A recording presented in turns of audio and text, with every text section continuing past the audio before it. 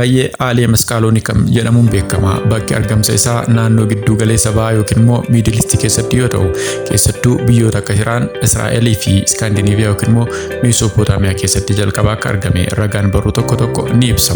Faayidaa fayyaaf kennu keessaa tokko dandeettii ittisa dhibee ni cimsa. Vaayitaamin C fi farra oksidaantotaa qabaachuun qaamni dhibee irraa akka of eeguuf ni gargaara. Odeeffannoo armaan olitti isiniif qoodne dabalatee maqaan isaa maal akka ta'e, haala kamiin soorataaf ooluu akka jalqabee fi faayidaa fayyaaf inni qabu qabxii torba waliin ilaalla. Qabxii torbaffaan baay'ee kan nama ajaa'ibuu fi yeroo hunda waan itti fayyadamtan ta'e, faayidaa inni fayyaaf qabu hanga ammaatti beekuu dhabuun keessan deebisee isinuu ajaa'iba. Hanga xumuraatti na waliin tura. Baga nagaan dhuftan. Maatiin yeroo fayyaa mana keenyaaf haaraa yoo taatan ammuma subscribe gochuun maatii yeroo fayyaa ta'a jecha garma viidiyoo har'aatti waliin haa ceenu. Laayikii fi sheer gochuu hin dagatina. Qullubbii diimaan afaan Ingiliffaan red onion jedhama. Gosa biqiltuu nyaataa kan maatii qullubbii yookiin immoo aaliin keessaa tokko yoo ta'u, akka salaaxaa miidhagina nyaataa fi dhandhama fooyyessuuf tajaajila. Urgaaf dhandhamni isaa qullubbii adii irraa laafaa fi qabbanaadha. Maqaan saayinsawaa isaa Allium cepa bar aggregatum yookiin immoo gosa qunceen isaa walitti qabanii biqilan yookiin immoo yeroo baay'ee akka waliigalaatti Allium maskaaloonikam jedhamuun beekama. Qullubbii diimaan akka seenaan qorannoo biqiltuu kanaa mul'isutti jalqaba kan argame naannoo giddu galeessa bahaa yookiin immoo Middle East keessatti yoo ta'u, keessattuu biyyoota akka Iraan, Israa'el fi Iskaandinaaviyaa yookiin immoo Meesoopotaamiyaa keessatti yeroo jalqabaaf akka qotame ragaan barruulee tokko irraa arganne ni mul'isu. Maqaan isaa yeroo jalqabaaf kan mogga'e maqaa magaalaa durii Askiloon jedhamtu kan biyya Israa'el keessatti argamtu irraa maqaan Askaalooniyaa jedhamu akka moggaafame himama.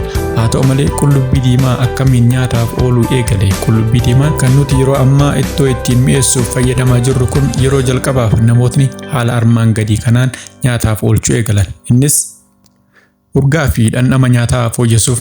Bara durii namoonni nyaata isaanii keessatti dhandhama gaarii kennuuf akkasumas urgaa gaarii nyaanni isaanii akka qabaatuuf qullubbii diimaa fayyadamu jalqaban. Qoricha aadaatiif bara durii qullubbii diimaan humna qabbaneessuu, dhukkuboota gogaa fi infekshinii ittisuuf akka qorichaatti tajaajiluun isaa baramaa waan dhufeef suutaan gara nyaataatti seene. Nyaata yeroo dheeraaf tursiisuu yookiin immoo preservation. Qullubbii diimaan yeroo dheeraaf turuu danda'uu isaa irraa ka'uudhaan haala qilleensa adda addaa keessatti nyaata waliin makuudhaan fayyadamuun eegalame. Qophii nyaata ammayyaa. Amma garuu biyyoota addunyaa mara keessatti nyaata ho'aa fi qabbanaa kan akka salaaxaa keessatti, nyaata affeellamu keessatti dhandhamni akka dabaluuf yeroo hunda ni fayyada. Qullubbii diimaan nyaata keenyaaf qofa osoo hin taane fayyaa qaamaatiifis faayidaa torba armaan gadii kana qaba. Isaanis tokko, dandeettii ittisa dhibee ni cimsa. Vaayitaamin C fi farra oksidaantotaa qabaachuun qaamni dhibee irraa akka of eeguuf ni gargaara. Lama, fayyaa onnee ni deeggara. Dhiibbaa dhiigaa fi koolistiroolii hamma hir'isuuf gargaara. Sadi, sukkaara dhiigaa to'achuuf ni fayyada. Namoota sukkaara dhiigaa olaanaa qaban to'achuuf ni fayyada.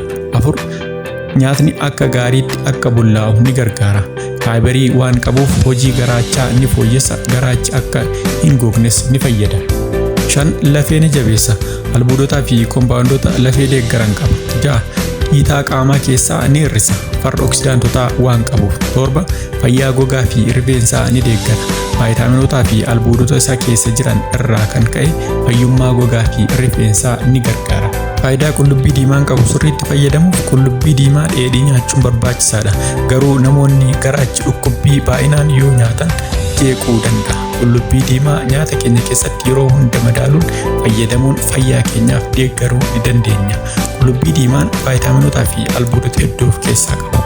Vaayitaaminii yookiin albuudota qullubbii diimaa keessatti argaman vaayitaamin C dandeettii ittisa dhibee ni cimsa.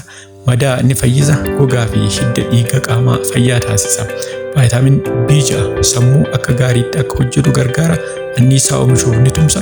Seelota dhiiga ijaaruuf ni barbaachisa. Fooletii seelota haaraa ijaara. Dubartoota ulfaaf guddina mucaatiif barbaachisaadha. Pootaasheemii dhiibbaa dhiigaa to'ata. Onnee fi maashaaleen akka gaariitti akka hojjetan gargaara.